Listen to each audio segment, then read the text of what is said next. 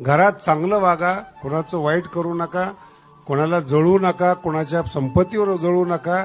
जळून जळून तुमचं अंतकरण काळं पडून जाईल आणि चेहरा पाहिला की पुन्हा चप्पल काढावी वाटेल. बहुत सुकृताची रोज सत्कर्म करा. आणि सत्कर्म शब्दाचा अर्थ कोणाविषयी वाईट विचार न करणं. सत्कर्म म्हणजे फार मोठी गोष्ट नाही. रोज यज्ञ करा, याग करा, पंक्ती द्या, याला सत्कर्म नाही म्हणत. हे फार सुंदर बरं का. ज्ञानोबांचे फार अभंग गोड आहेत. सत्कर्म किंवा हे काय, तुम्ही तुमचं जीवन व्यवस्थित आपुली आपण करा, याला सत्कर्म म्हणतात.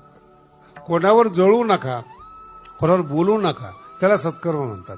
आणि ते सत्कर्माची जोड म्हणजे जोडी नाही बरं का, बॅलन्स वाढलं तुमचं की या जगातलं जे सुख आहेत त्याचा आधार असणारा पांडुरंग परमात्मा तुम्हाला आशीर्वाद दिल्याशिवाय राहत नाही.